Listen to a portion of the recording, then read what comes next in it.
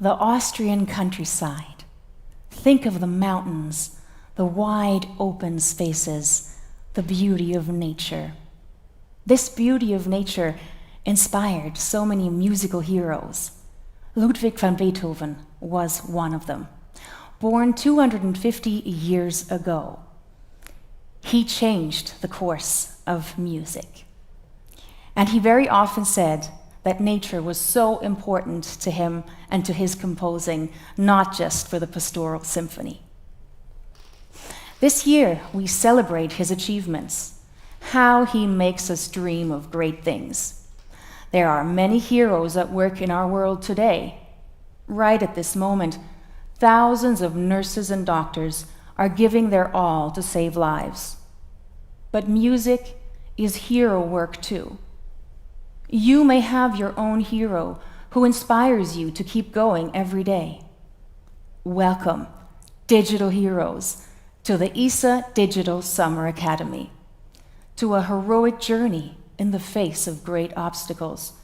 You won't give up, you'll never give in, and you're going to have a good time. I am Arabella Fenivesh, and I'm happy to host today's opening events. I'll be guiding you through some of this week's online activities along with a great team. This is the first time the ISA Summer Academy goes digital. So many people have worked long hours to make this happen. A big shout out to them. Thank you. I'm looking forward to the coming days, and I am sure they will have a great impact on you. Here to welcome you today are two key figures of the University of Music and Performing Arts Vienna. Let me introduce you to them.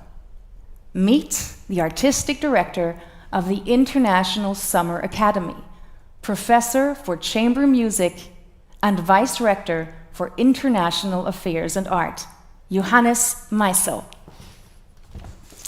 Hello. Good evening. Good evening. What a big day. I'm really excited. What a big moment. Lots to look forward to. And now I'm very proud to introduce the rector of the MDV of the University of Music and Performing Arts Vienna. She's a singer, a vocal pedagogue, and a strong supporter of equal opportunities. Good evening, Ulrike Sich. Good evening. I'm looking forward to this evening and talking to you and discussing, and thank you. Absolutely. This is a big deal for all of us. This is a big deal for everybody watching tonight. We have participants from all over the world today, from Colombia, from Australia, from Thailand, Japan, the US, and of course, all over Europe. Professor Meissl, Johannes, if I may, our digital heroes are in for a real treat this week. Can you tell us, what do you have in store for them? Well, let me first start to sketch what ISA in normal times would be. For 2 weeks, ISA brings together renowned professors, famous artists, and highly advanced young musicians from all over the world for 2 weeks of intensive creative work. Of course, this year it's a bit shorter, and we will come to that. But what makes ISA special is we study, we practice, we rehearse, we reflect, we discuss and perform together. But at the same time, we share our meals, we party, and we have a lot of fun. So there is a huge collection of all sorts of things that makes the 2 weeks at ISA a very, very inspiring experience. One of the things, of course, that's important is it's sharing efforts, and it's, as I said, always this idea of learning from each other. Learning from each other, that's a very important thing. So you have all these different people from different countries with different experiences, different backgrounds coming together. It's kind of like in a lab. It is, in fact, a steaming laboratory that creates an intensive experience for everybody who is there, no matter whether one is a participant or a tutor. So that, of course, we started to think very hard about how to bring something into what we now start a digital ISA experience. But I can tell you that we have a lot in stock for the coming week. So we do have lectures, lecture recitals, some sorts of workshops, panel discussions, even bodywork and yoga, social gatherings, and of course also live-streamed concert performances. So in a lab, it's all about chemistry, right? Mm-hmm. And I guess in music you could also say it's about chemistry, it's about energy. So even though we're not all together in a room right now, we can still share energy digitally?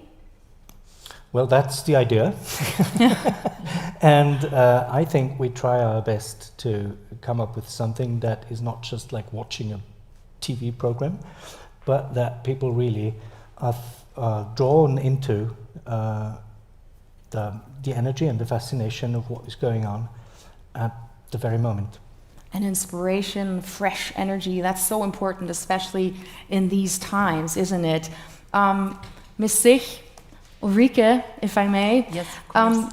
The University of Music and Performing Arts Vienna is an excellent place to study music. The faculties consist of a stellar lineup, but in the summer, the ISA provides the opportunity for international guests to join the teaching staff for a limited time. Past and present guests include pianist Alfred Brendel, clarinetist Shahun Kam, and singers Laura Aiken, Thomas Hampson, and Michael Schade, just to name a few names. The MDW has been ranked at the top of the field consistently for years now, but last year it landed in first place in the international QS ranking. What makes the MDW number one? I think there are many reasons. One reason is that we discuss the term of quality in a broader sense. Excellency or excellence is for the university linked to an attitude. This is unnegotiable, namely the preservation of dignity and human rights. We believe that artists and scientists are ambassadors for equal rights, for diversity, for transculturality, and so we try very hard to get our students also in this subject, in these fields. This is the one thing. The other thing is that our university is very highly quality assured. This means everybody who works at this university, who study at this university, I mean work, I mean teaching, researching, searching, administration stuff, they have to go through a very strict, strong audition to be at this university. And we are in the lucky situation that our students come from 70 nations from the whole world. This means the entrance examination you can compare with a very strong international competition. And we are in the lucky situation that we really can choose among the best musicians and artists. Why I do this, I tell you, the artists from the whole world. I say not only musicians, I say artists, because at our university you do not only study music. We have a huge heterogeneous study program. We are organized in 24 departments. This means we have all kind of instruments in the concert fields. We have also the same in the music pedagogic field. We have a huge side of science and research.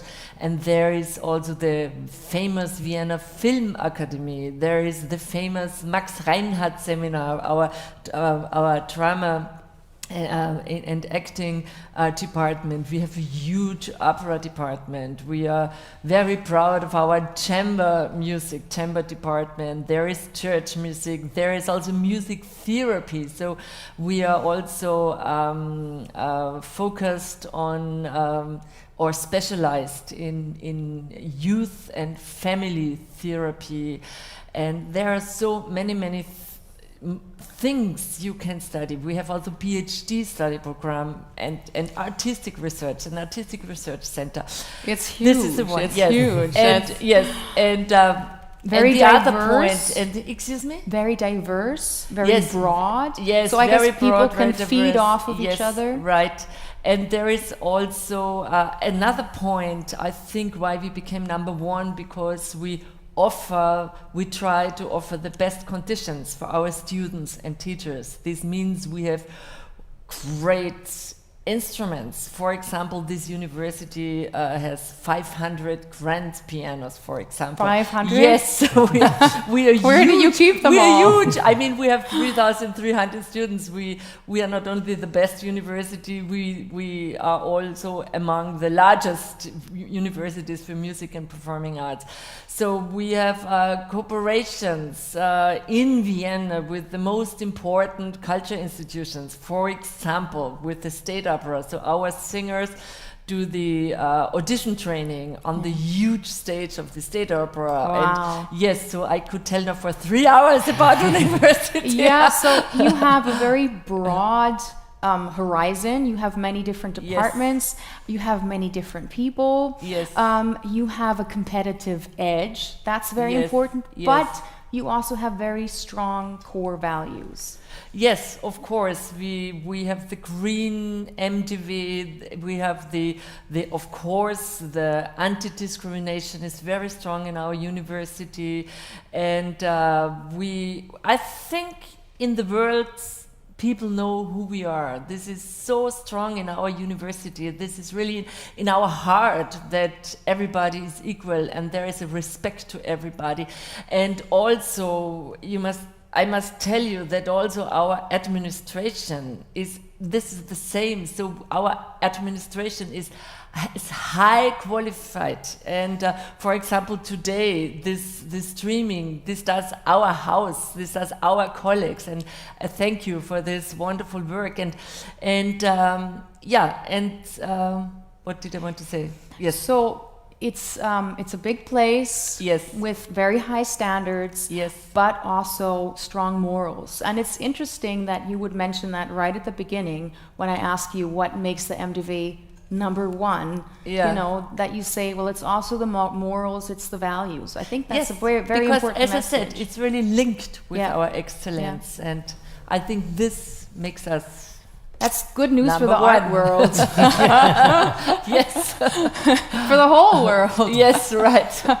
Yeah, and we distribute it into the world because Yeah. our students are international, and so they go back home, they go back in the world. Our students, you find them in the whole world, at the stages, at the studios, wherever, and they take this attitude with them into the world, and this is very important for us. Making the world a better place. Great. Yeah. Thank you, Ulrike. Johannes, the seat of the Summer Academy, ISA, is usually located in a picturesque mountain resort just outside of Vienna. It has been a meeting point for musicians, artists, writers, and thinkers since the mid-19th century. Many great pieces of music were written here. In what way does the history and the character of the Reichenau region inform this year's workshop? What inspiration can our digital heroes get from this place virtually? Well, we prepared a couple of very nice short films that can really give everybody an impression of not only the beauty of the breathtaking nature, but also of the mentioned historical background that gives all the various locations where we have the courses and the concerts and all the workshops going normally a very special background. And I would like to connect a bit to what Ulrike said before, because all of this that makes the core values and the quality standards of our university, of course, is also true for ISA. It is just a bit, for a change, a bit more open within a short period of time, with this meeting place for the top-notch people from all over the world, and it combines in this very special environment with a certain awareness of also the historical background, this striving for the ultimate artistic and also scientific goals, with a sense of community, of friendship. It allows, despite the hard work, a lot of fun. And we think that, now coming back to the question why there, and for example not in Vienna proper, this is strongly supported and inspired by the environment of being in the countryside. And there is one more very important point to it. For several reasons, the region with its various places proved a perfect place for reconnecting the East and the West after the fall of the Iron Curtain, when my predecessor, Professor Fischenschlager, started the endeavor. And it also naturally bridges the span from a rich historical past to bristling modernity and contemporary art practice and contemporary music. So it's really a place to connect, a place to come together, but also in a way mentally a place to get away from your usual habits, from your usual surroundings. And I do hope that also the digital platform, the Digital Summer Academy, will provide this outlet, a breath of fresh air for the participants. You know, look at the videos, they're available online. Get a view of this place, what it looks like, you know, maybe visualize yourself there. I think that would be a really beautiful thing. Now, if I could turn back time and I was a fly on the wall, somewhere in Reichenau or Semmering, you know, who could I see? Who lived there, or who wrote an important piece of music there? Well, probably the most famous piece written in Peyerbach is the Transfigured Night, Verklärte Nacht by Arnold Schoenberg. But it is amazing to learn how many leading composers and artists spent quite much time out there. And then, of course, for Austrian cultural history and German-speaking cultural history, just to name a couple of names, Arthur Schnitzler, Stefan Zweig, Hugo von Hofmannsthal, and Robert Musil wrote actually quite a bit of their works out there when they spent the Sommerfrische, the summer resort time there. Summer holidays. So let's hope that this energy emanates out via the internet. And energy can travel. That's the way it is. Thank you, Johannes. Ulrike, Johannes chose this year's course motto, which is Heroes with a question mark. This year, the musical world celebrates the life and art of Ludwig van Beethoven. How can our digital heroes be inspired by him during the Summer Academy? And is it true, where there is light, there is also shadow? Of course, where is light is shadow, where much sun is much shadow. I think that Beethoven stands for many things. He was revolutionary. For me as a rector, he's an idol. Why? Because he stayed true to himself.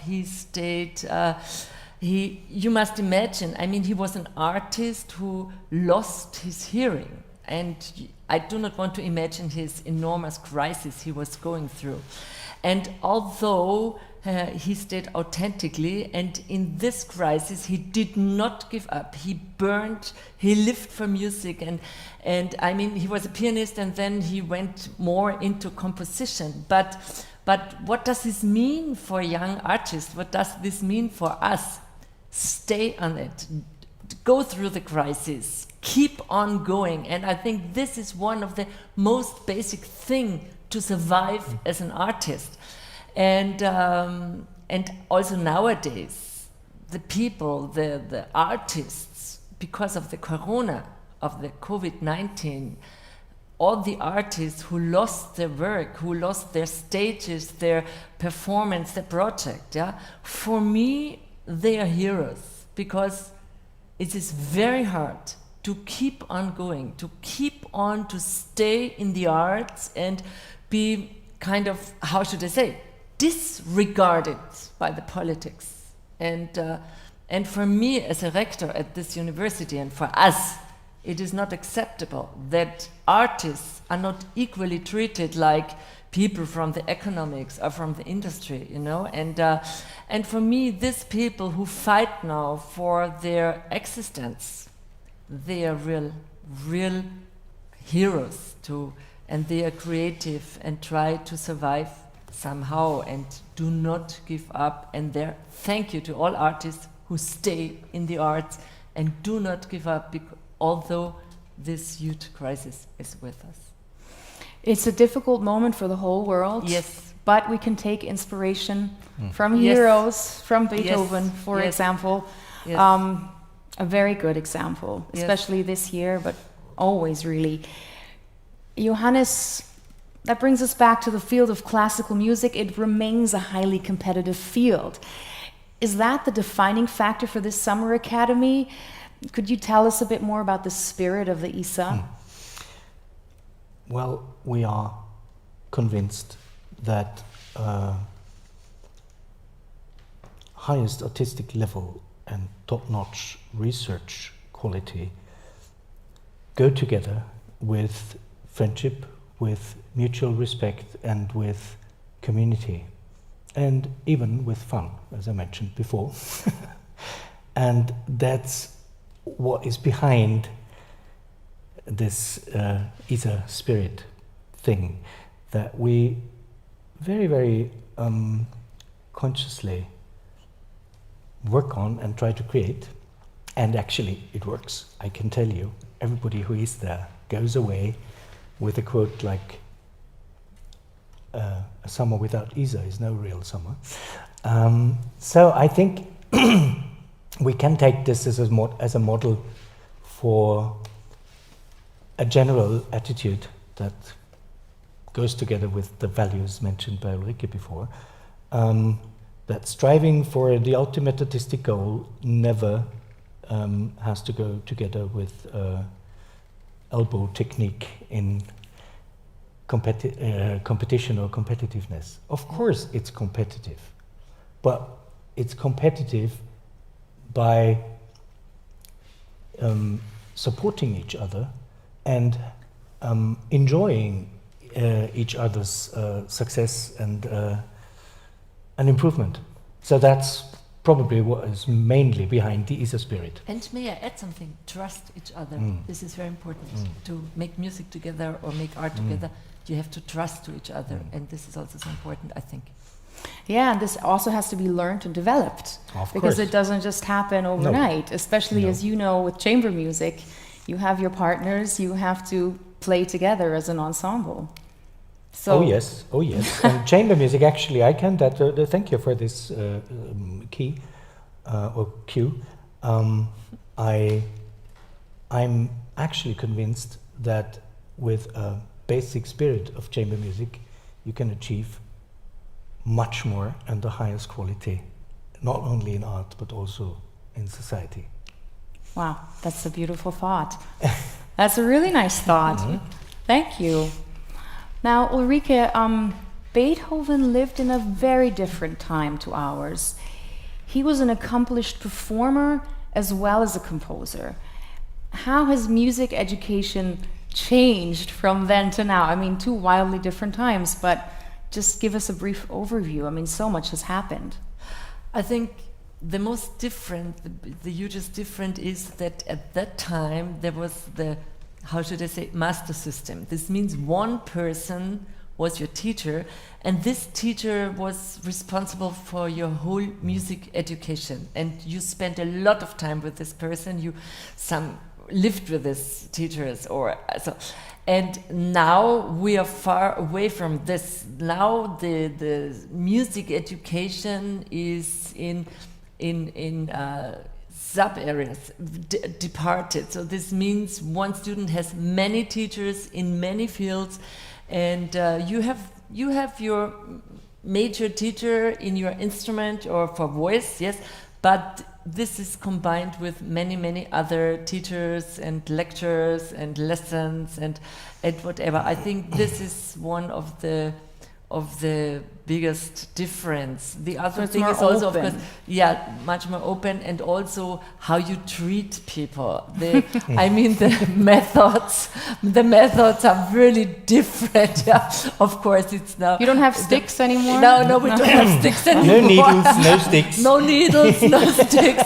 You're not allowed to beat your students. Yeah, serious, and now also all this field of evaluation is now very different to the time at Beethoven's time. So now also the students are asked, how is the lesson, how is your education? So I think it's very important, and that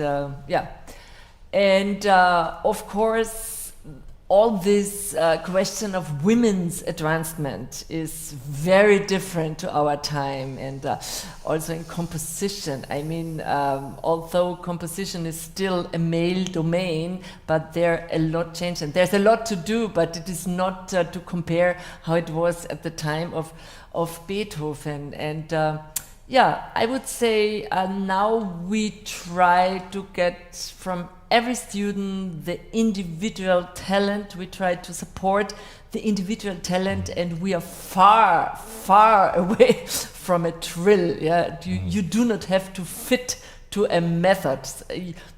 We try to find the methods for the students. Yes. This is a huge difference. The word is student-centered. Student-centered. Yes. Student-centered, yes. That sounds amazing. That sounds so exciting. And I'm sure there's so much in store for all the participants this week. Now we have something exciting coming up next. So I'm going to say thank you so much, Johannes and Ulrike, for this beautiful talk, for this introduction to the isaDigital Summer Academy. I'm sure this week will be a great opportunity for our digital heroes to grow. Thanks again, Professor Johannes Meissl and Rector Ulrike Sich. And now for the official isaDigital Summer Academy opening concert. Let's see what pianist, composer, and performer Hyung-ki Joo and friends have done with the big question, heroes? Hyung-ki Joo is best known for his musical antics, his playful performances, and whimsical programs. Tonight, he performs alongside a number of musical partners: drummer Lucy Hardmore, pianist Yo Horiuchi, and his well-known stage partner, violinist Aleksey Igudesman. Joining into the fun are ISA alumni, the Chaos String Quartet, double bass player Anna Mittermeier, and violinist Johannes Fleischmann. Feel like you are joining them on stage at the Schlosstheater Schönbrunn, a beautiful Baroque theater that is used by MDV students throughout the year for their performances. Hyung-ki Joo will take an in-depth look at Beethoven, really working with his music in his own unique way and making references to other musical eras and genres. Enjoy Beethoven and Heroes, the isaDigital Summer Academy opening concert, conceived and presented by Hyung-ki Joo.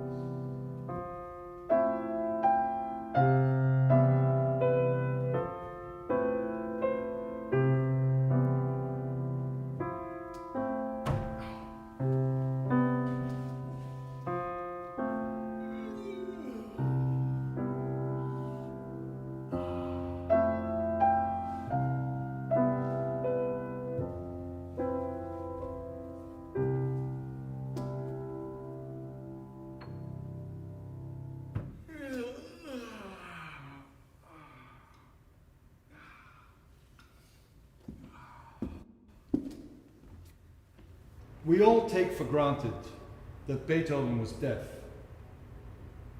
But if you just take a minute to think about this, it's absolutely crazy. It's like a painter being blind. That the world's greatest composer could not hear the music that he was writing must have been absolute torture. In fact, at some point in his life, Beethoven even considered suicide. And as his goodbye letter, he wrote his highly moving Heiligenstadt Testament. I found a recording of Beethoven reading his testament in an attic in Vienna. I've taken this recording and I've weaved music around his powerful voice to give us an insight into the nightmare he must have been living through while becoming deaf.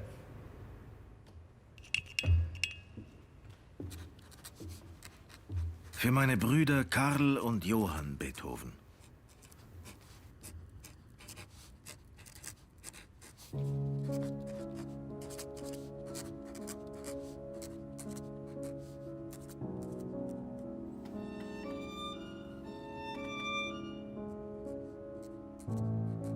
O ihr Menschen, die ihr mich für feindselig, störrisch oder misanthropisch haltet oder erkläret, wie Unrecht tut ihr mir. Ihr wisst nicht die geheime Ursache von dem, was euch so scheinet. Mein Herz und mein Sinn waren von Kindheit an für das Zärtliche des Wollens, selbst große Handlungen zu verrichten. Dazu war ich immer aufgelegt. Aber bedenket nur, dass seit 6 Jahren ein heilloser Zustand mich befallen, durch unvernünftige Ärzte verschlimmert, von Jahr zu Jahr werden, bedroht, endlich zu dem Überblick eines dauernden Übels, dessen Heilung vielleicht gar nicht oder gar unmöglich ist, gezwungen, einem feurigen, lebhaften Temperamente geworden, selbst empfänglich für die Zerstreuung der Gesellschaft, mich gerne mit euch mischte. Einsam, doppelt weh tut mir mein Unglück, und sie mich dabei verkannt werden muss. Alles das hinaussetzt. Ich darf Erholungen, wie hart wurde ich durch die verdoppelte Trauer.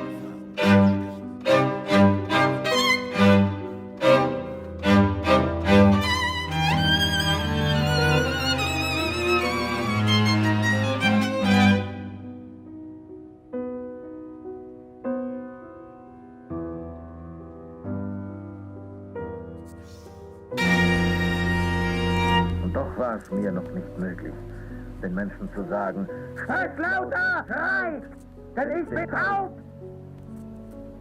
Ach, wie wäre es möglich, dass ich dann die Schwäche saß in einer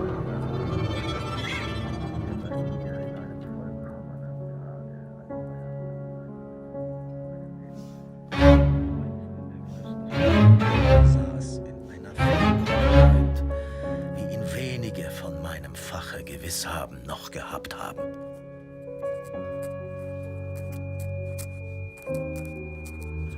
Ganz allein fast nur so viel, als es die höchste Notwendigkeit fordert. Darf ich mich in Gesellschaft einlassen?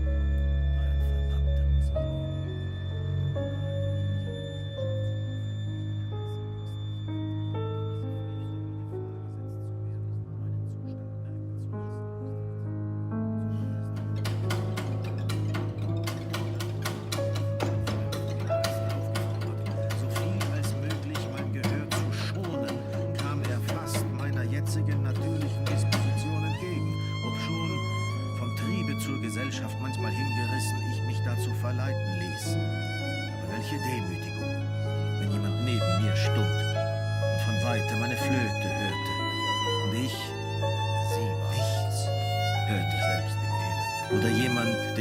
singen hörte. Und ich auch nichts hörte.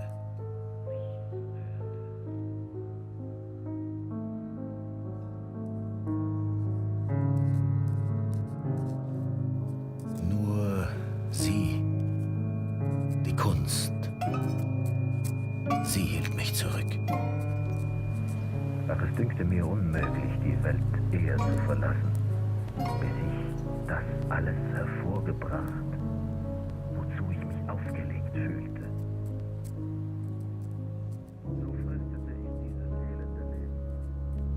Wahrhaft einen so reizbaren Körper, dass eine etwas schnelle... Hört lauter! Rein! Denn ich bin taub!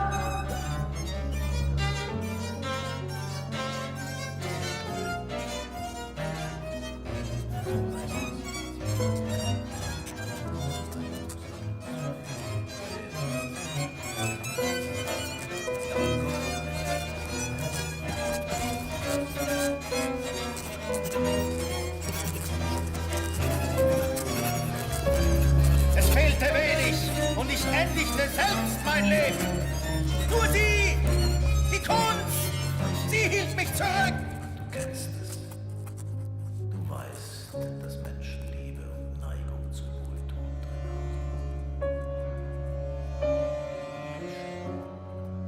haben. Ihr einst dieses leset, so denkt, dass ihr mir Unrecht getan. Der Unglückliche tröste sich, einen seinesgleichen zu finden, der trotz allen Hindernissen der Natur doch noch alles getan, was in die Reihe würdiger Künstler und Menschen aufzunehmen. Ihr, meine Brüder Karl und Johann, sobald ich tot bin und Professor Schmid lebt noch, so bittet ihn in meinem Namen, dass er meine Krankheit beschreibe. Und dieses hier geschriebene Blatt füget ihr dieser meiner König Geschichte bei, indem ich dazu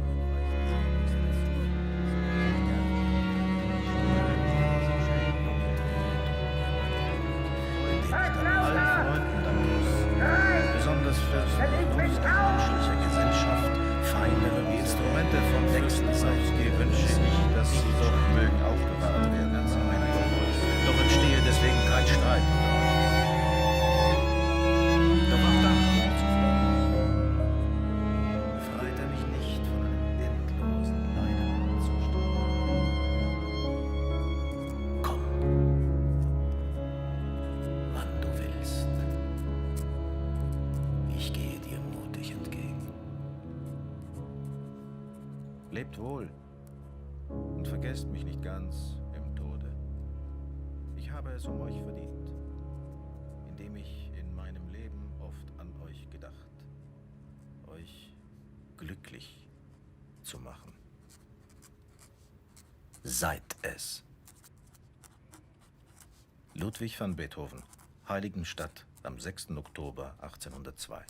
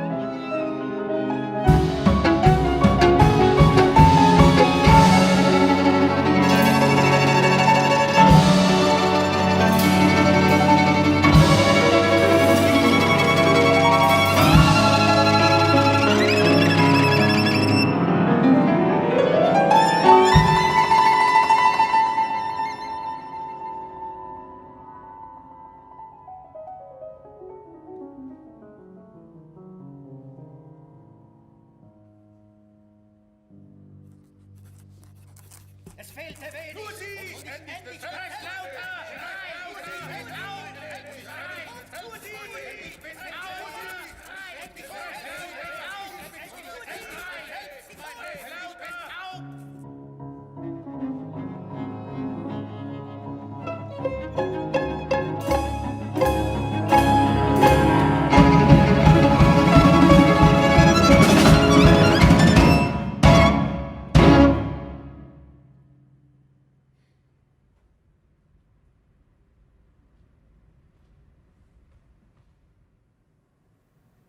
Sergei Rachmaninov may not be remembered as someone with a lot of humor, but my favorite Rachmaninov story is actually one of the funniest. The violinist Fritz Kreisler and Rachmaninov were rehearsing for their New York concert. And Kreisler, with his relaxed approach, didn't really want to rehearse so much. And this really annoyed Rachmaninov, who felt they should be working harder. The evening finally came, and in the middle of the concert, Kreisler lost his place, and in a panic, he turned and hissed to Rachmaninov, "Hey, Sergei, where are we?" And Rachmaninov replied, without skipping a beat, "Carnegie Hall."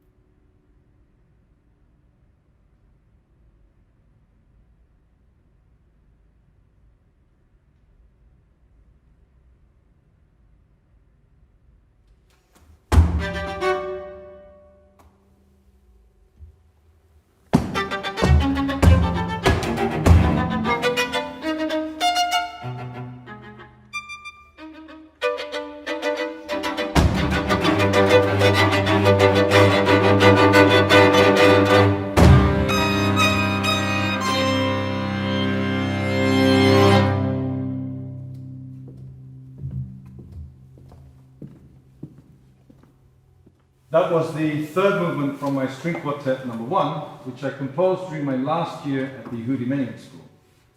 The quartet is made up of 6 tributes to heroes of mine at the time, namely Purcell, Samuel Beckett, Beethoven, Edvard Munch, Bach, and Schoenberg.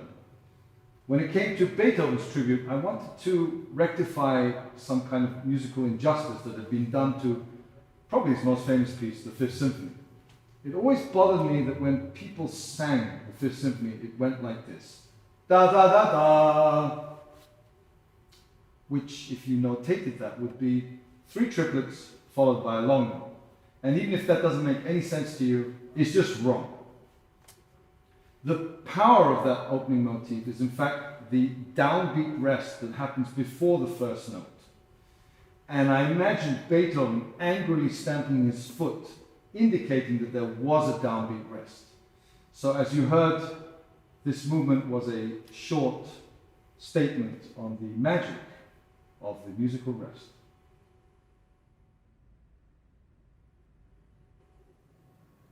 Before I spent my 7 years of childhood at the Hyung-ki School, I lived for 1 year in France. That year was 1979, and it was the happiest year of my childhood. My parents back then, and still today, were always my heroes. And although they were working terribly hard that year, the only thing I can remember is happiness between them. And perhaps that's why it was the happiest year of my childhood. This next piece is a musical Polaroid of that year. It's called Childhood, 1979.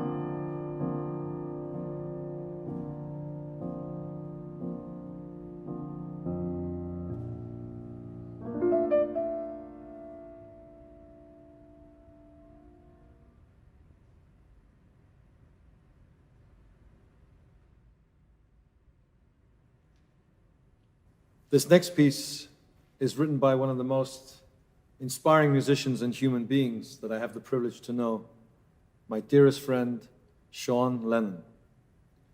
This is his song called Tomorrow.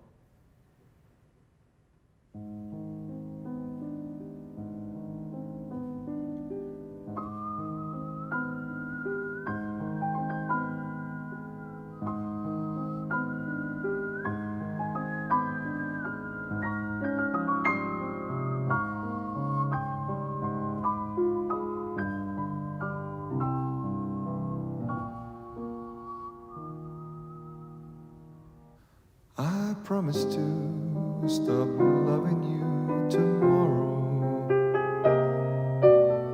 Today can be your last day in my arms again. I promise to stop thinking of you constantly and wishing I could wake up every morning next to you. Darling, yes, it's true. But today, can we pretend it's not too late? I promise to stop dreaming about you. Promise to stop waiting for your calls. 'Cause I don't wanna care at all. But maybe just tonight we should forget about what's right one last time.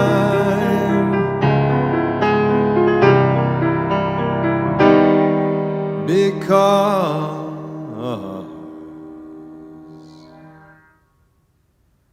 I promise to stop loving you tomorrow. Today will be your last day in my arms again. I promise to stop thinking of you constantly and wishing I could wake up every morning next to you. Darling, yes, it's true. But today, can we pretend it's not too late? Today, can we pretend?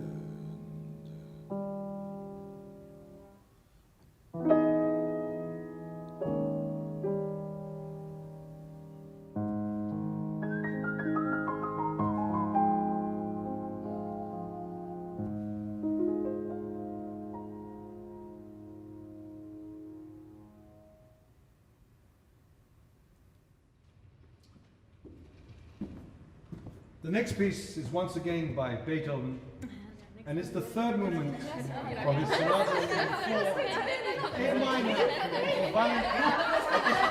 Hey, what? Hey, hey! I'm filming an intro.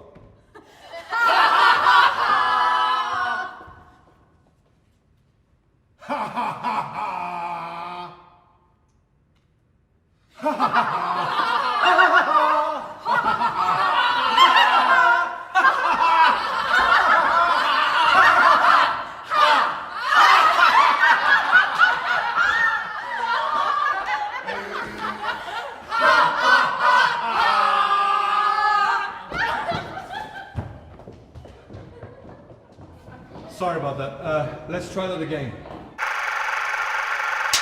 This next piece is once again by Beethoven, and it is the first piece that I can consciously remember listening to as a child and acknowledging that it was written by some guy called Beethoven. I still remember the cassette cover where it had a drawing of Beethoven looking very broody and serious. It is the Sonata number 4 for piano and violin in A minor, opus 23. And I've always felt that this sonata is played far too little, certainly in comparison to some of his other sonatas. So to settle the balance a little bit, with violinist Johannes Fleischmann, we will perform now the last movement of the 4th violin piano sonata.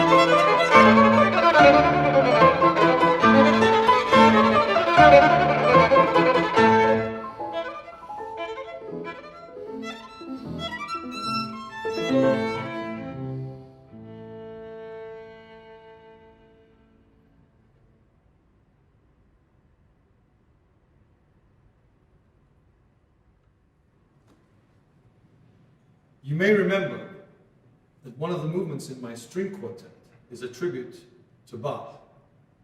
Bach has been a hero of mine my whole life.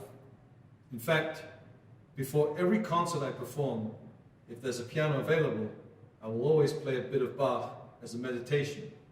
And even if there isn't a piano, I will listen to Bach. In these Corona times, Bach was the one composer that gave me wings to fly on. There are many arrangements and transcriptions of Bach, but this next one I feel is one of the most unique. It is an arrangement of O Lamm Gottes unschuldig, and it's arranged by György Kurtag for piano, 4 hands.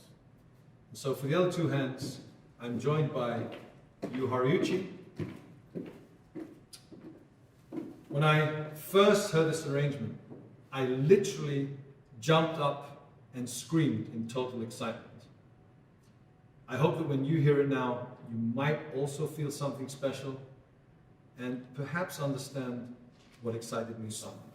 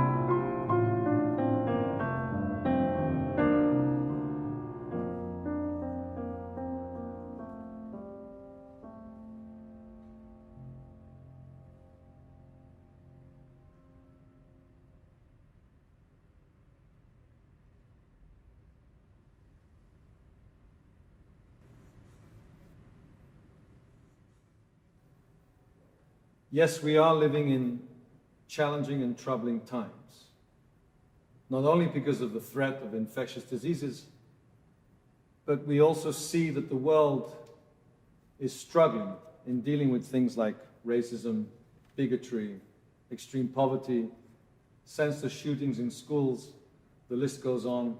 Freedom of speech is quickly becoming an endangered species.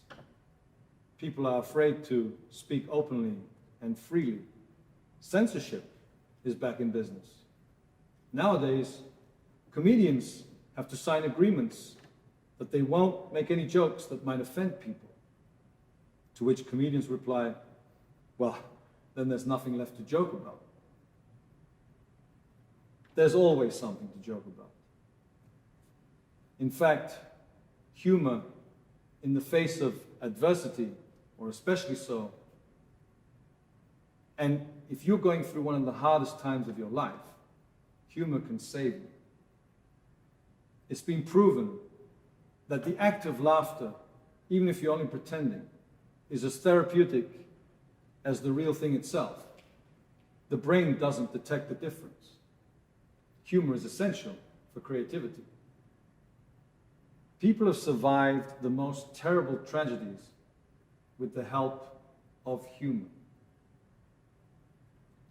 So, don't ever let anyone stop you from having a good laugh. Let laughter, or making someone laugh, be the superhero that saves your day. Take what you do seriously, care about the people around you. Maybe don't take yourself too seriously. And whatever happens, you just have to laugh.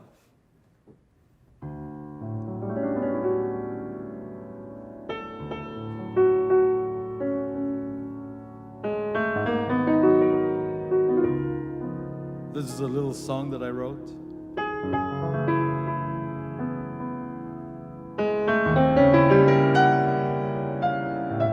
When I was feeling suicidal.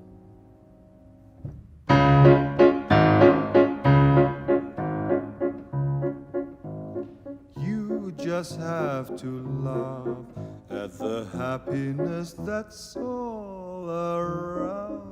You just have to laugh, and the beauty of life will astound you. Go ahead and laugh before misery has finally found you. Let the fun begin, either way you win. Ha, ha, ha, ha, ha. You just have to laugh, and the secret of life will be mastered. Go on, have a laugh, or you'll end up a miserable bastard. You just have to laugh while you're blazing a trail of disaster. Split your sides in half, trying not to laugh. Ha, ha, ha, ha, ha. When you're in a rut, look at what you got. Broken ribs and a cough. When you're in pain, don't you complain. Rather go insane and laugh, laugh.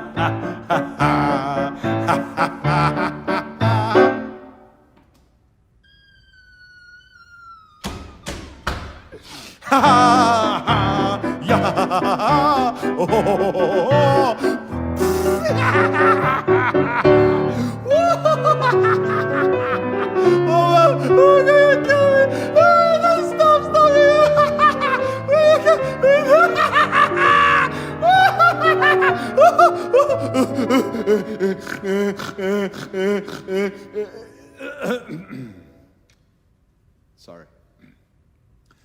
You just have to laugh, you just have to laugh. Laughter's the key to survival. And laugh along the way, laugh along the way, or you'll be found dead on arrival. Come up with a gag that no one is able to rival.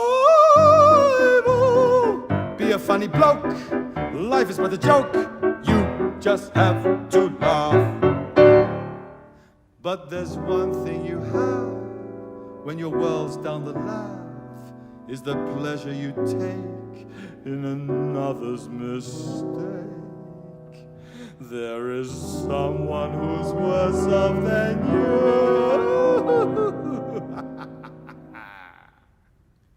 But you've fallen from grace and your wife is befuddled. One look at her face and you know you're in trouble. You've just sprung a leak and the plumber's unpunctual. You're way past your peak and the kids are dysfunctional. And what's even worse, your dog is perverse and your whole goddamn world has just gone down the plug hole. And cyanide pills make you bath. Let's face it, you just have to laugh. Ha ha!